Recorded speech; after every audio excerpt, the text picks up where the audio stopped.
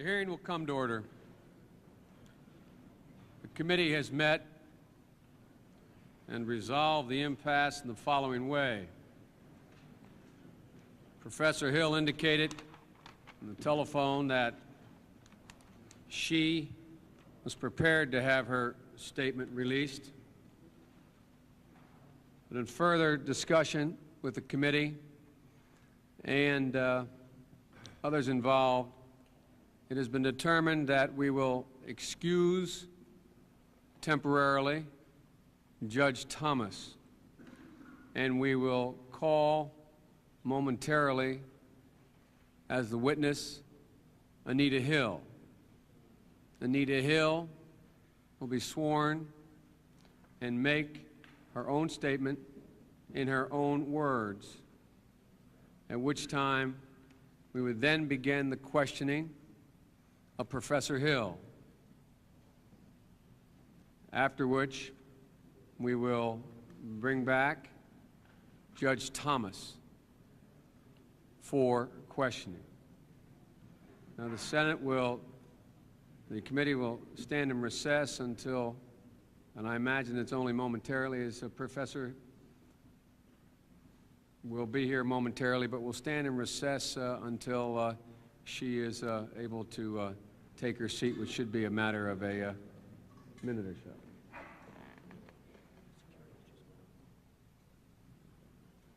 I'm told security is clearing the hall. She's in the hall so that she can come down.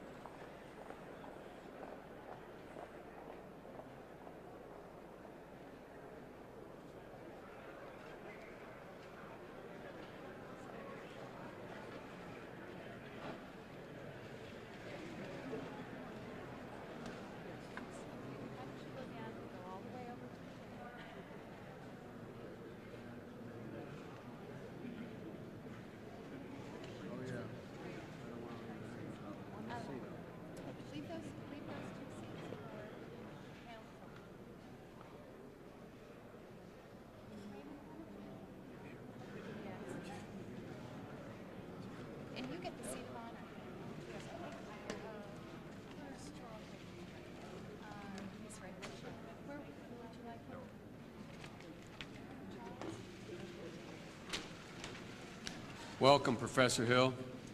Thank you. Professor, let me explain what the procedure will be while your family and others are being seated. In a moment, I will ask you to stand to be sworn, at which time, when that is finished, we will invite you to make any statement that you wish to make. And then what we will do is I will begin by asking you some questions. And then Senator Specter will ask you some questions. And then Senator Leahy will ask you some questions. And then I assume it will be Senator Specter again, but I am not certain of that. We'll ask you questions. And again, welcome. We're happy that you are here, and let us stand and be sworn, if you will. Professor, do you swear to tell the whole truth and nothing but the truth, so help you God? I do. Thank you. Professor Hill, please make whatever statement you would wish to make to the committee.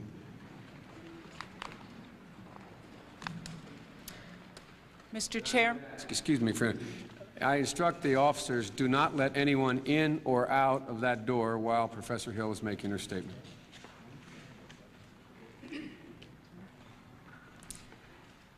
Mr. Chairman, Senator Thurmond, members of the committee, my name is Anita F. Hill, and I am a professor of law at the University of Oklahoma.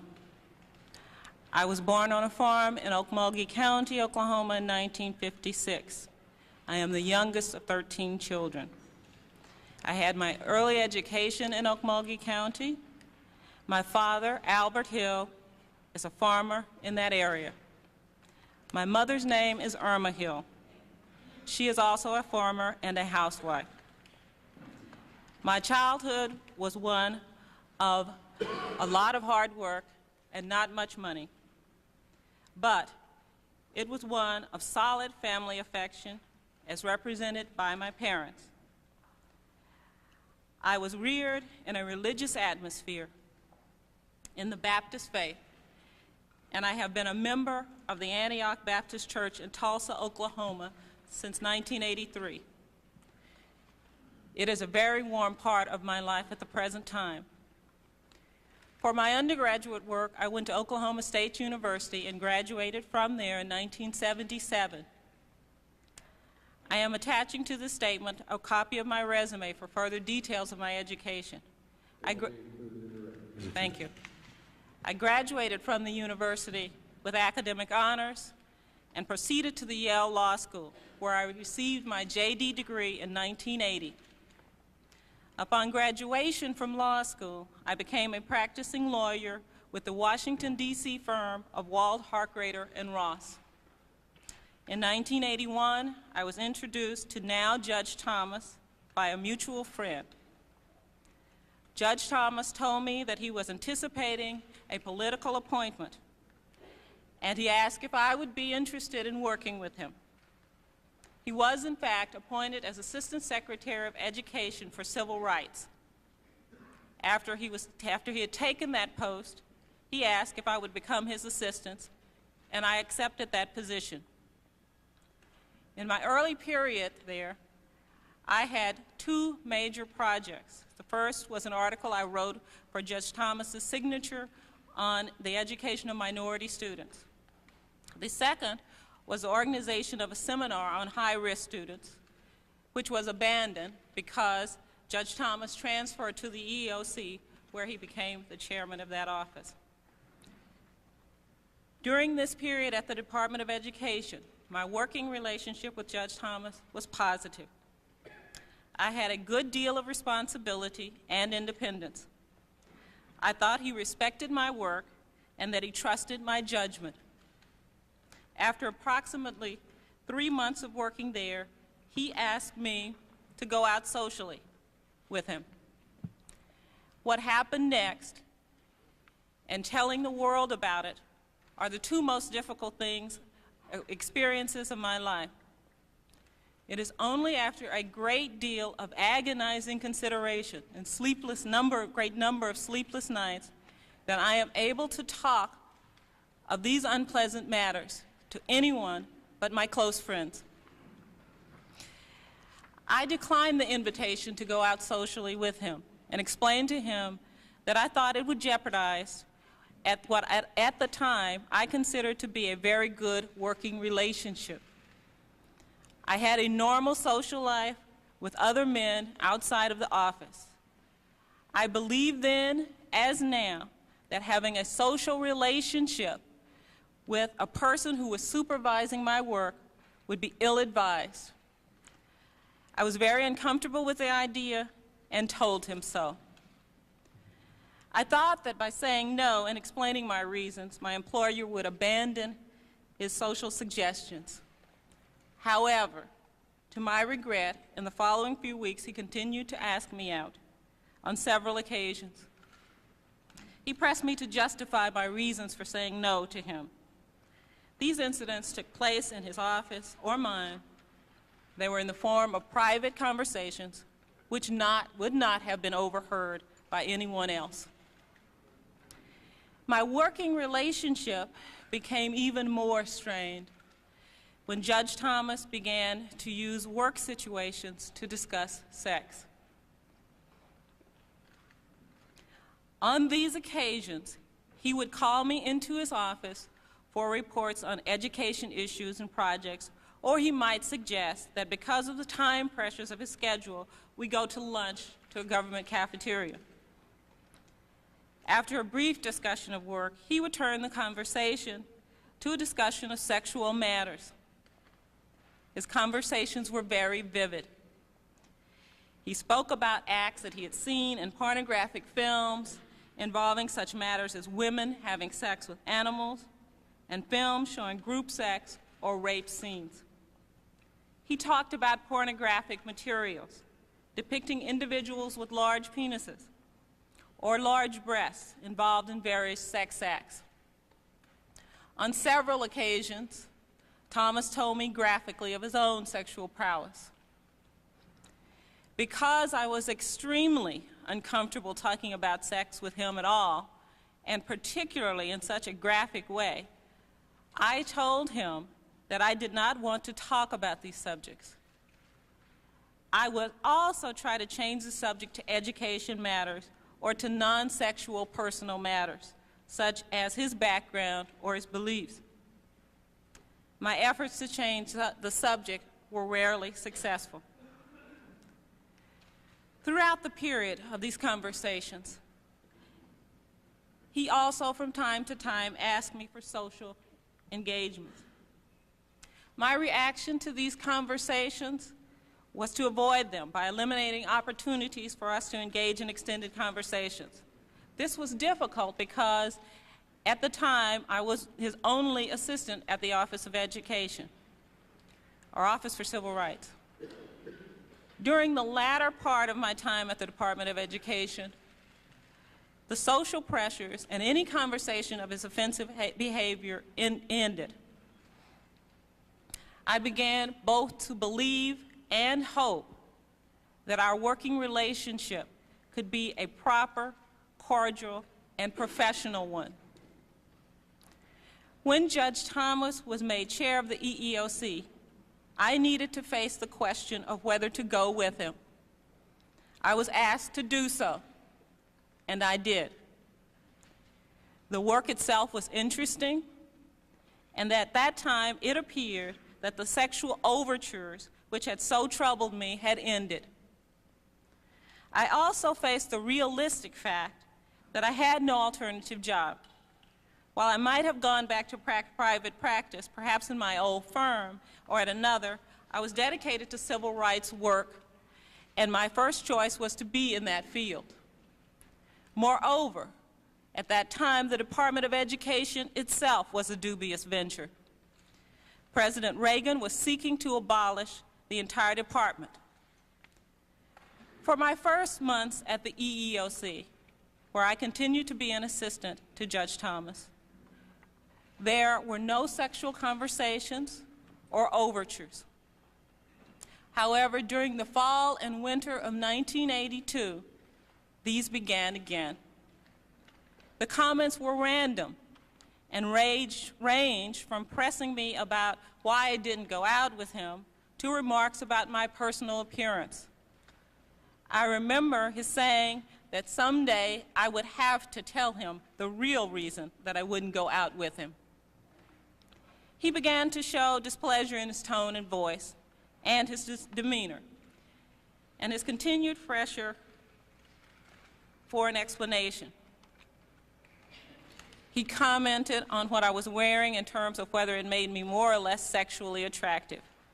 The incidents occurred in his inner office at the EEOC. One of the oddest episodes I remember was an occasion in which Thomas was drinking a Coke in his office.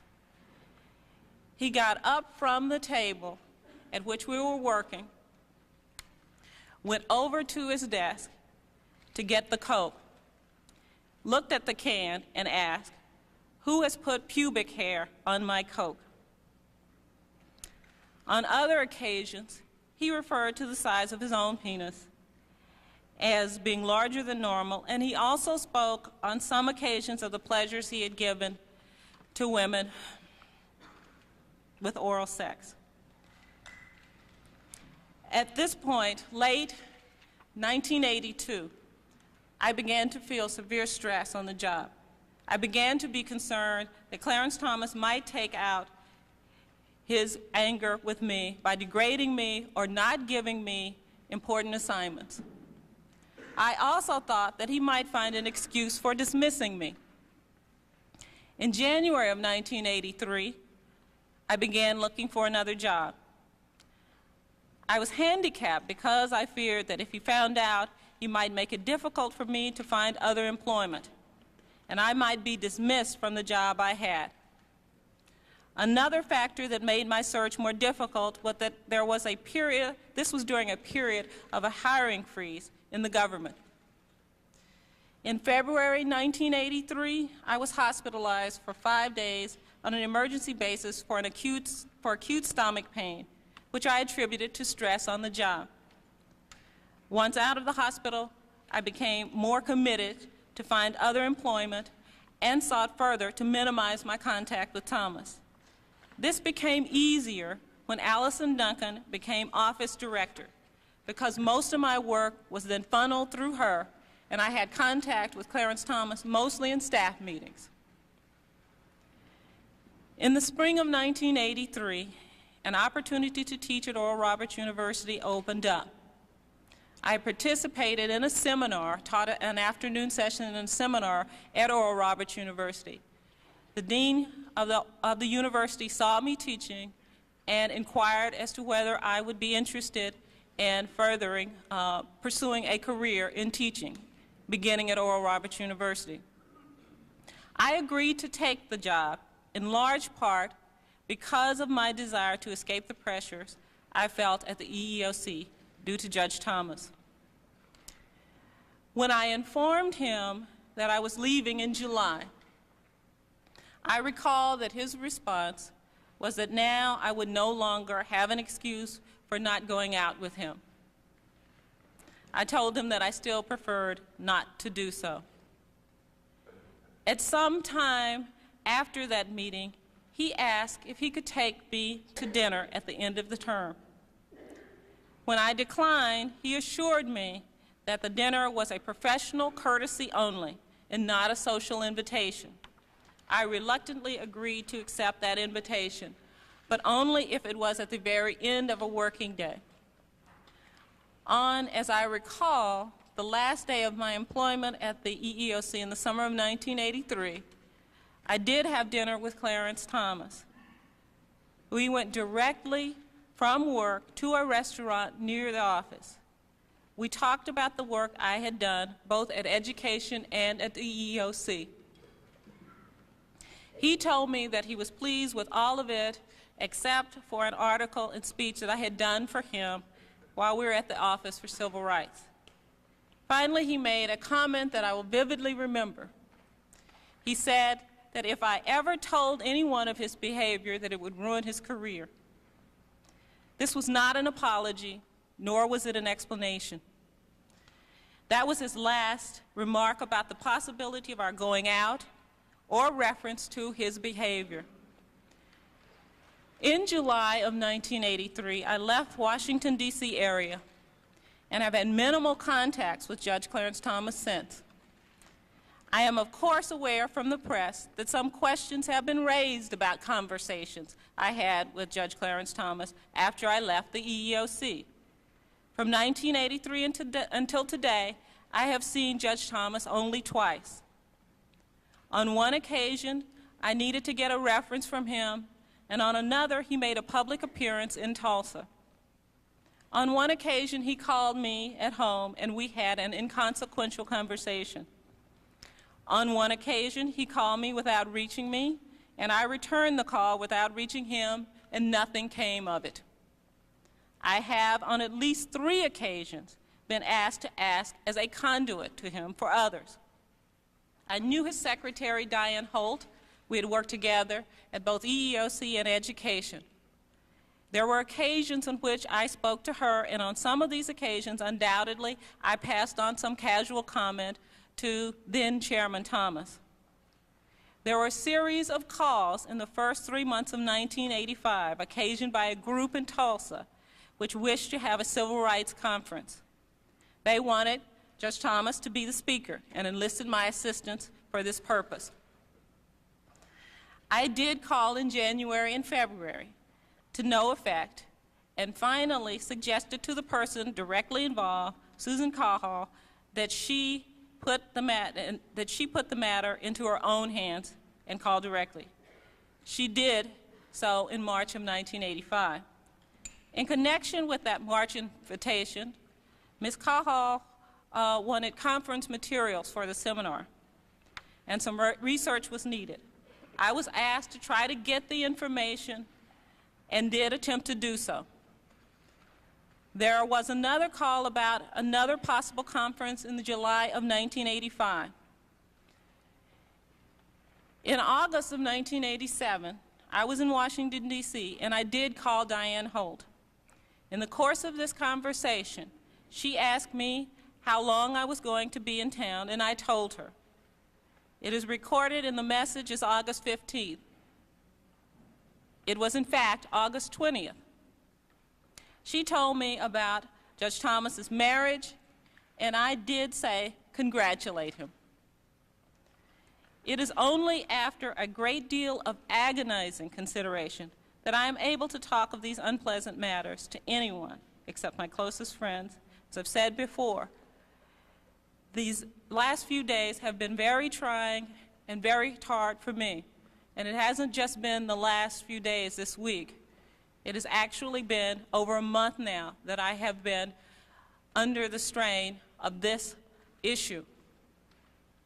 Telling the world is the most difficult experience of my life, but it is very close to having to live through the experience that occasioned this meeting.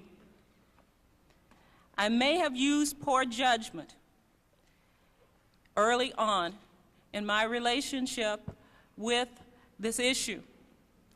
I was aware, however, that telling at any point in my career could adversely affect my future career. And I did not want, early on, to burn all the bridges to the EEOC.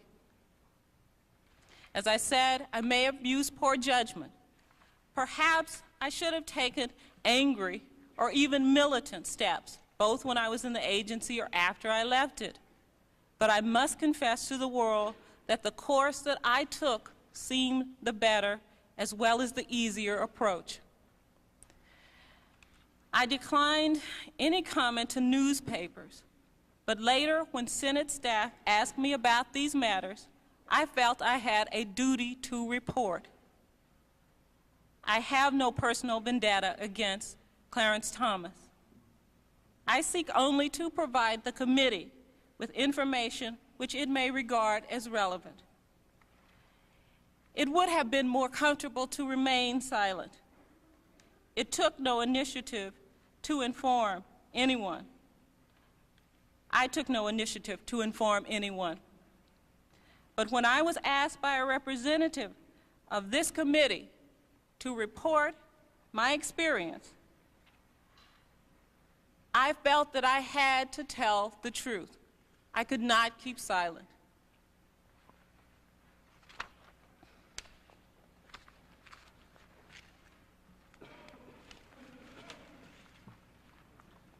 Judge. Thank you very much. Judge, Professor, before I begin my questioning, notice there are a number of people sitting behind you. Are any of them your family members you'd like to introduce? Well, actually, my family members haven't arrived yet. Yes, they have. They're outside the door. They weren't here for my statement. Well, we will make room for your family to be able to sit. It's a very large family, well, Senator. we will begin, but attempt to accommodate as quietly as we can what may be an unusual arrangement. I might ask, is everyone who is sitting behind you necessary and to sit behind you, and maybe they could stand and let your family sit? But we will, I would assume the reason why, to make it clear, the reason why your family is not here at the moment is that you did not anticipate coming. So if those who aren't absolutely necessary would stand with the rest of our staffs and let family members come in. Now, and we'll try to get a few more chairs if possible, but we should get this underway. My Lord.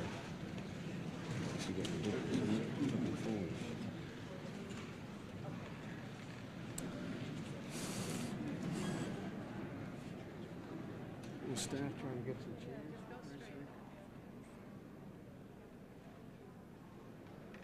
Did you get some chairs?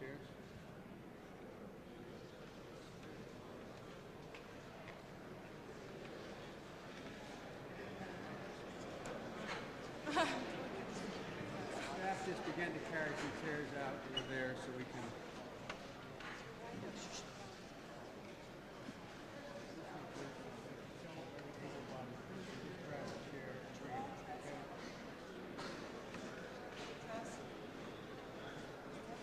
Let's bring out chairs, whatever you have. All right?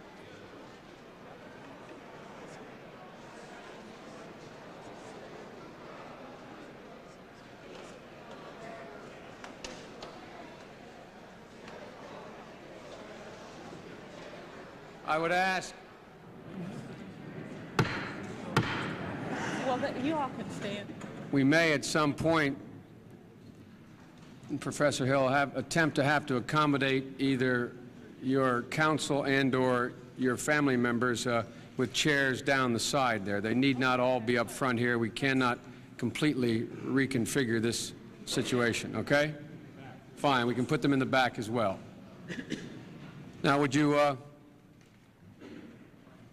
there are 2 chairs on the end here, folks.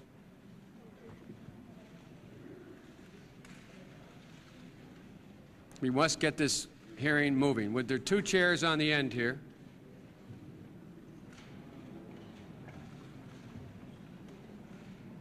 We will find everyone a seat, but we must begin. Now, Professor Hill, at the risk of everyone behind you standing up, would you be kind enough to introduce your primary family members to us? Okay. I'd like to introduce, first of all, my father, Albert Hill. Mr. Hill, welcome. My mother, Irma Hill. Ms. Hill. My mother is going to be celebrating her 80th birthday on the 16th. Happy birthday in advance. My sister, my eldest sister, Elretha Lee, is here. My sister, Joanne Fennell. My sister, Carlene Gilcrease. My sister, Joyce Baird. I welcome you all. I'm sorry? My brother, Ray Hill. I think that's everyone. Thank you, Professor. I'm sorry. Please. I would also like to introduce my counsel at this time. Yes, that'd be appropriate. Mr. Gardner, Ms. Susan Roth, and Mr. Charles Ogletree. Thank you. Now, Professor, thank you for your statement and your introductions. And I think it's important that the committee understand a little more about your background and your work experience before we get into the specific allegations that you have made in your statement. I understand, as you've just demonstrated, you come from a large family, and I've been told that you've indicated you're the youngest in the family. Is that correct? Yes, I am. Now, I assume that, like all families, they've been of great help and assistance to you. Let me ask you, tell me again your educational background, for the record. I went to primary, elementary, and secondary school in Okmulgee County, in Morris High School, Morris Junior High, and Urim Grade School. It's in reverse order. I went to Oklahoma State University starting in 1973 and graduated in 1977 from Oklahoma State University. with a degree in psychology. In 1977, I began attending Yale Law School. I graduated, received my JD degree from there in 1980. Now, what was your first job after graduation from law school? I worked at the firm of Wald, Harkrader and Ross. How did you acquire the job? And that is a Washington law firm. That is a Washington, D.C. law firm. And how did you acquire that job? Through the interviewing process. The first interview took place at Yale Law School. I was interviewed for that job. I don't remember the names of the interviewers. I was called to Washington for an interview in the office of Wald, Harkrader and Ross. I was interviewed by a number of people, and I accepted an appointment with them. Now, I will say that that interview process was preceded by work that I had done with them as a summer associate. And so the interview process the second time around was really, well, actually, I'll say that the interview process took place before the summer associateship. And then at the end of that summer associateship, I was asked to work there full time. Who was your immediate supervisor when you were at that law firm? Well, a number of individuals. I worked with a number of different attorneys on different projects. So it would depend upon the project you were working on. Yes. Now, what type of work did you do while you were at the law firm? Was it specialized, or did you do whatever was asked of you of any of the partners? Well, since I worked there for only 1 year. I was a fairly new associate. Most of my work was basically what was available and when I had time available to do it. However, I did some federal trade work.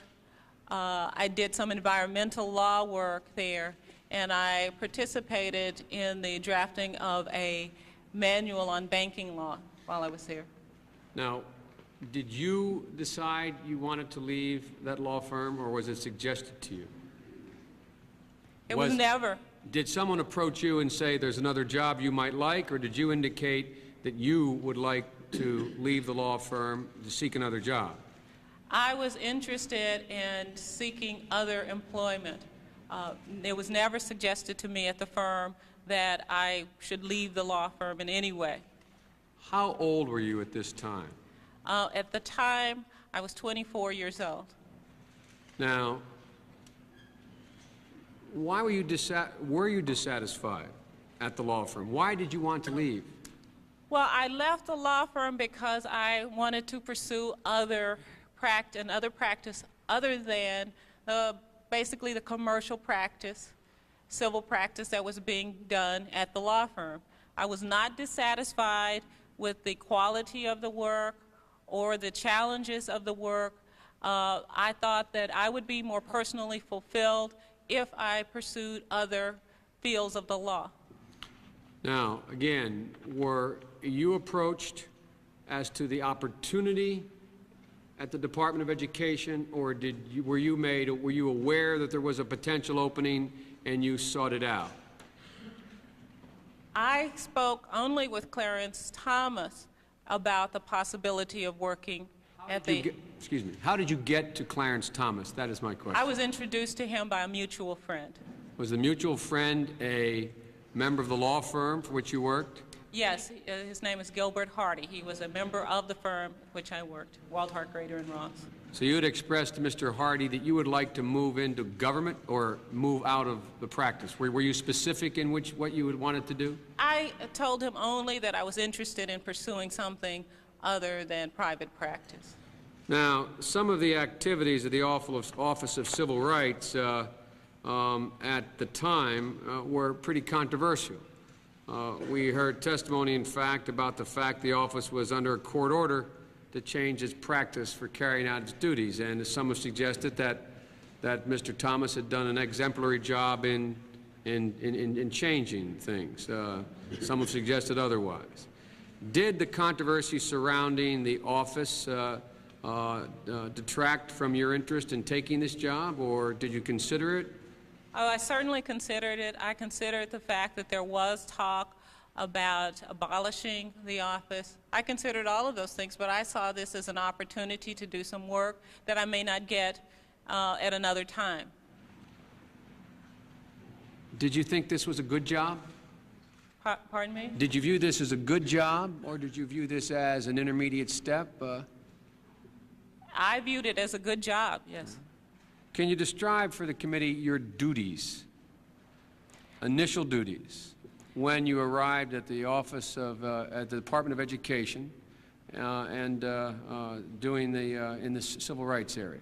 What were your duties? My duties were really special projects and special research. A lot of the special projects involved commenting on Office for Civil Rights policies.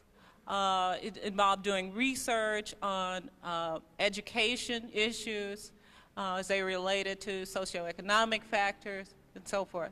Was Judge Thomas your direct supervisor? Did you report to anyone else but Judge Thomas at the time? I reported only to Judge Thomas. So at the Department of Education, your sole and immediate supervisor was Judge Thomas? Yes. And what was your title? Attorney advisor.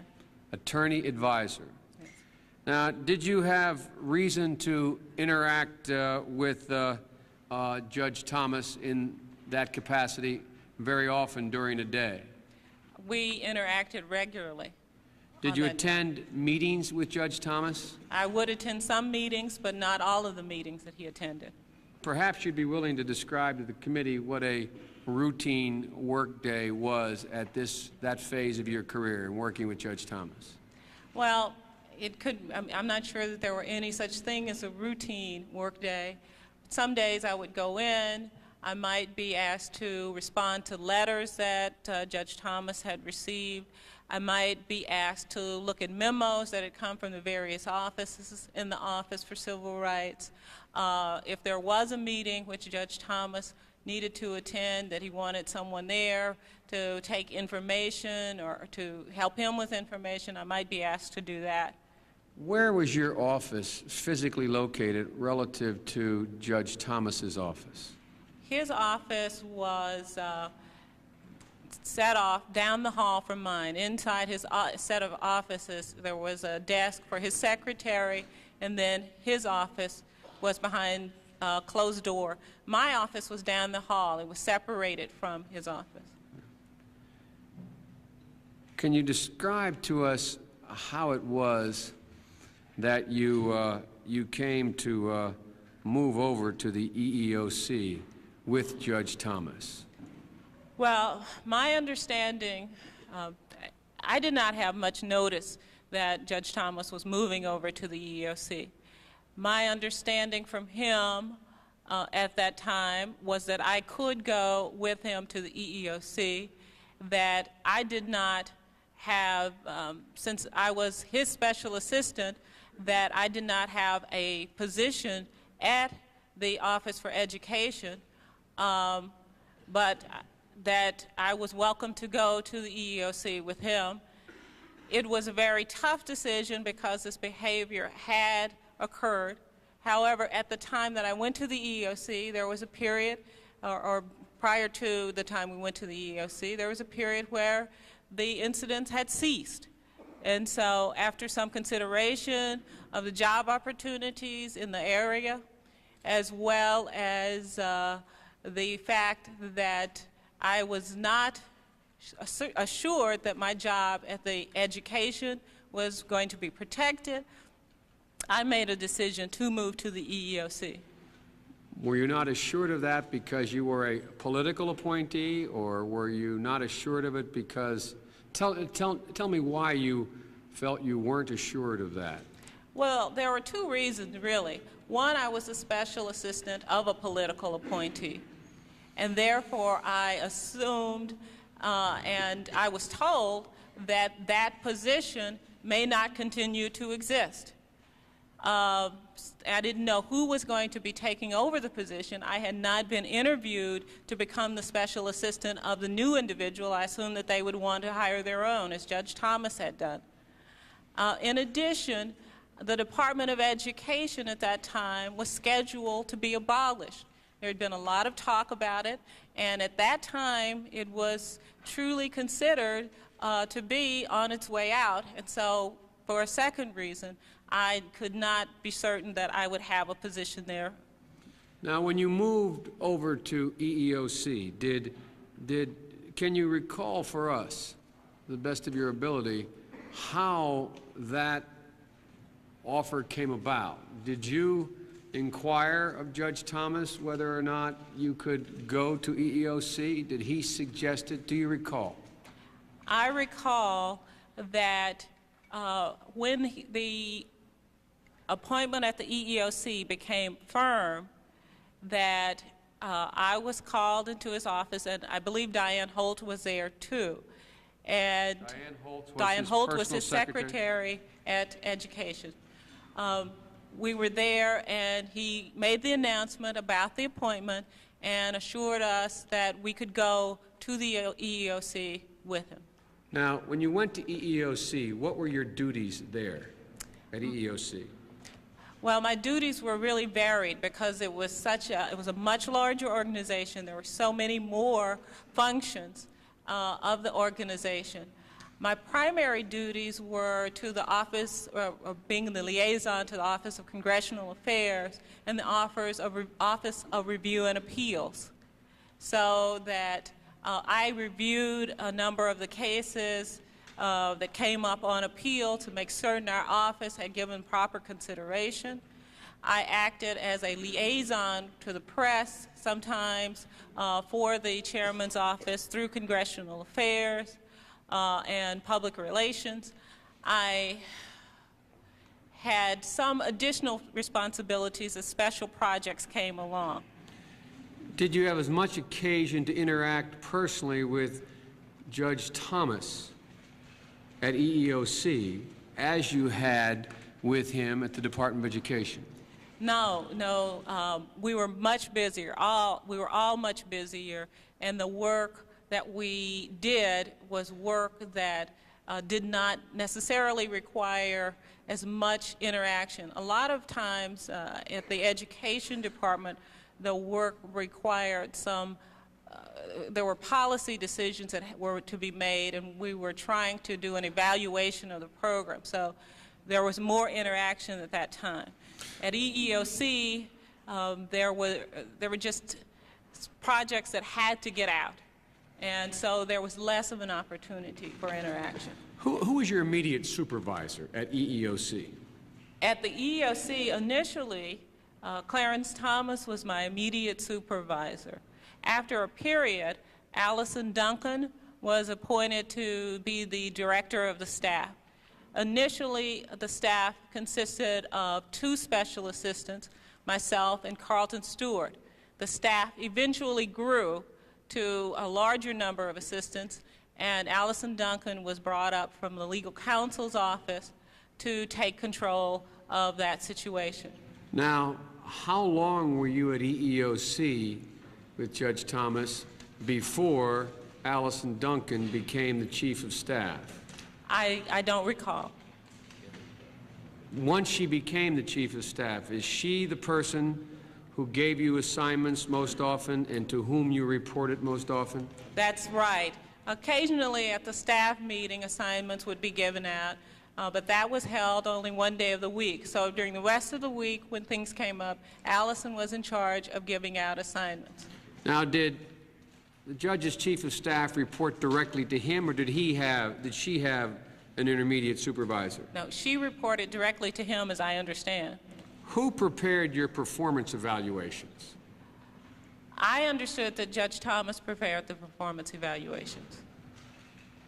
Did the chief of staff, to the best of your knowledge, have the power to fire you? Not to my knowledge. Who had that power? Judge Thomas.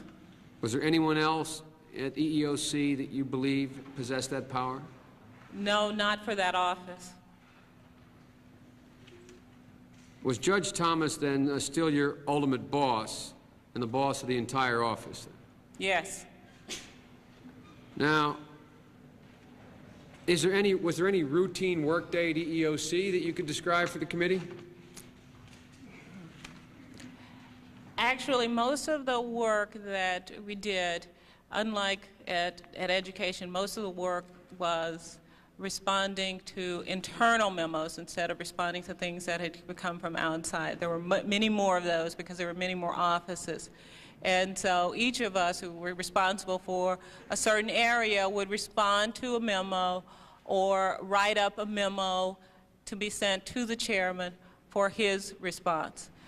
We also had hearings, and there was always a special assistant who was assigned to sit in the commission hearings. And so on some days, if we were having hearings, well, one of the special assistants, very often it was me, would sit in the hearing to provide the chairman with information. On the weeks or during the days of the week that we weren't having hearings, we had to prepare the chairman for the hearings themselves, so that we had to go through the files on the hearings and the records and brief the chairman on those, or write memos of brief to the chairman on them. Professor, you've testified that you had regular contact with Judge Thomas at the Department of Education, and you've just described the extent of your contact with Judge Thomas at EEOC. And you've described your professional interaction with him. Now, I must ask you now to describe once again and more fully the behavior that you have alleged he engaged in while your boss, which you say went beyond the professional conventions and were unwelcome to you. Now, I know these are difficult to discuss, but you must understand that we have to ask you about them. Professor, did some of the attempts at conversation that you have described in your opening statement occur in your office or in his office? Some occurred in his office. Some comments were made in mine. Most often they were in his office. Did all of the behavior that you have described to us in your written statement to the committee and your oral statement now and what you have said to the FBI, did all of that behavior take place at work? Yes, it did. Now, I'd like you to go back. Let me clarify that. If you're including a luncheon during the work day to be at work, yes. Well, I'm just trying to determine, it was in what you could describe and you believe to be part of the work day. Yes. Now, I have to ask you, where did each of these events occur? If you can, to the best of your ability, I'd like you to recount for us where each of the allegations that you have mentioned in your opening statement, each of the incidences occurred, physically where they occurred. Well, I remember 2 occasions these incidents occurred at lunch. Do you remember which of those incidences were at lunch, Judge? Professor? Well, let me ask this as an antecedent question. Were you always alone when the alleged conversations would begin, or the alleged statements by Judge Thomas would begin? Well, and when the incidents occurred in the cafeterias, we were not alone. There were other people in the cafeterias because of the way the tables were set, or there were few individuals who were in the immediate area of the conversation. Those incidences that occurred other than in the cafeteria, those incidences occurred in his office. Can you tell me what incidences occurred, of the ones you've described to us, occurred in his office? Well, I recall specifically that the incident about the Coke can occurred in his office at the EEOC. And what was that incident again? The incident with regard to the Coke can that's spelled out in my statement. Once again for me, please. The incident involved his going to his desk, getting up from a work table, going to his desk, looking at this can and saying, "Who put pubic hair on my Coke?" Was anyone else in his office at the time? No, Was the door closed? I don't recall. Are there any other incidences that occurred in his office in his office period? There is, I recall at least one instance in his office at the EEOC where he discussed some pornographic material, or he brought up the substance or the content of pornographic material. And again, it's difficult, but for the record, what substance did he bring up in this instance at EEOC in his office? What was the content of what he said? Well, this was a reference to an individual who had a very large penis, and he used the name that he had been referred to in the pornographic material. Do you recall what it was? Yes, I do. The name that was referred to was Long Dong Silver. Were you working on any matter when in that context, or would you just were called into the office? Do you remember what the circumstance of you being in an office on that occasion? Very often, I went in to report on memos that I had written. I'm sure that that's why I was in the office. What happened generally was that I would write a note to Clarence Thomas, and he would call me in to talk about what I had written to him. And I believe that's what happened on that occasion. Let's go back to the first time that you alleged Judge Thomas indicated he had more than a professional interest in you. Do you recall what the first time was, and with as much precision as you can, what he said to you?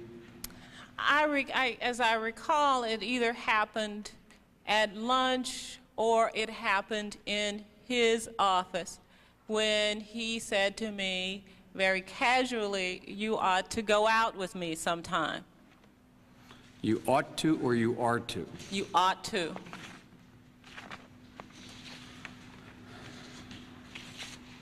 Was that the extent at that incident? That was the extent at that incident. At that incident, I declined. And at that incident, I think he may have said something about, you know, he couldn't understand why I wouldn't want to go out with him, and the conversation may have ended. Can you describe for the committee how you felt at that time when he asked you out? What was your reaction? Well, my reaction at that time was a little surprised, because I had not indicated to him in any way that I knew that I was interested in dating him. We had developed a good working relationship. It was cordial and it was very comfortable. So I was surprised that he was interested in something else. With regard to the other incidences, and my time is running down, and I will come back to them, but with regard to the other incidences that you have mentioned in your opening statement, can you tell us how you felt at the time? Were you uncomfortable? Were you embarrassed? Did it not concern you? How did you feel about it? The pressure to go out with him, I felt embarrassed about, because I had given him an explanation that I thought it was not good for me as an employee working directly for him to go out. I thought he didn't take seriously my decision to say no, and that he did not respect my having said no to him. The conversations about sex, I was much more embarrassed and humiliated by.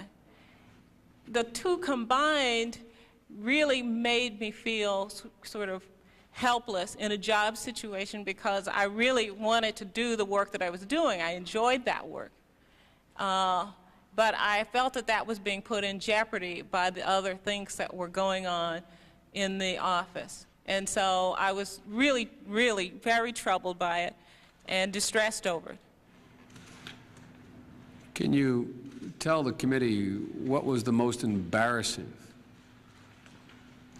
of all the incidences that you have alleged? I think the one that was the most embarrassing was his discussion of pornography involving these women with large breasts and engaged in variety of sex with different people or animals. That was the thing that embarrassed me the most and made me feel the most humiliated.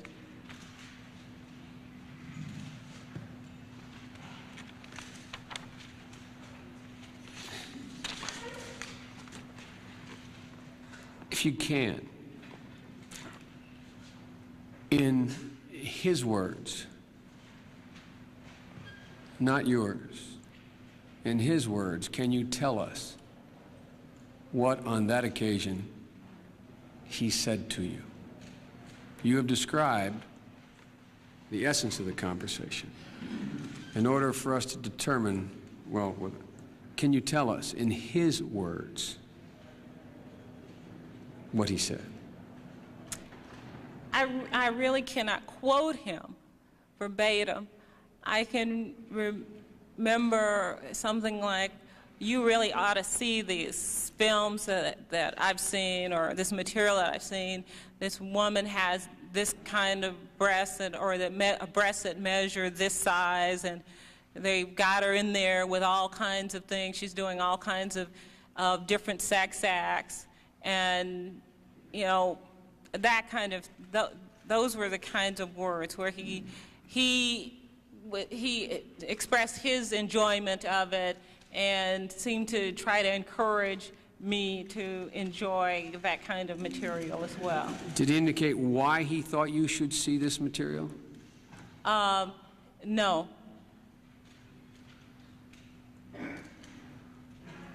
Why do you think? What was your reaction? Why did you think he was saying these things to you? Well, coupled with the pressure about going out with him, I felt that implicit in this discussion about sex was the offer to have sex with him, not just to go out with him. There was never any explicit thing about going out to dinner or going to a particular concert or movie. It was, we ought to go out. And given his other conversations, I took that to mean we ought to have sex, or we ought to look at these pornographic movies together.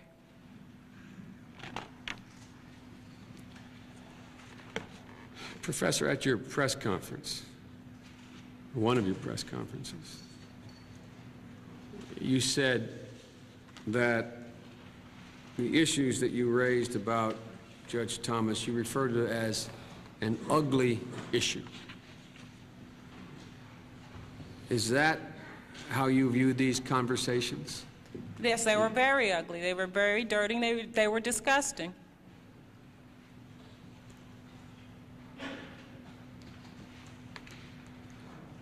Were any one of these conversations, this will be my last question, my time is up, were any one of these conversations, other than being asked to go out, were any one of them repeated more than once?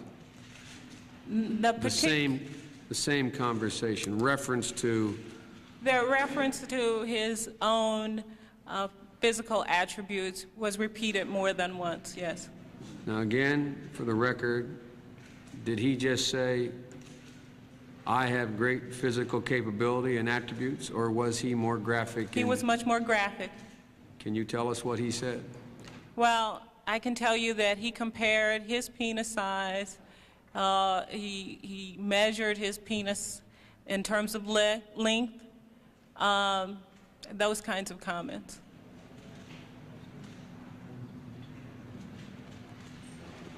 Thank you. My time is up under our agreement. By the way, I might state for the agreement, once again, we've agreed that we will go back and forth a half-hour of conversation on each side, at which time, when the principals finish asking questions, that members who have not been designated to ask questions, since all have been keenly involved and interested in this on both sides. We'll have an opportunity to ask questions for 5 minutes. But let me now yield to my friend from Pennsylvania, Senator Specter.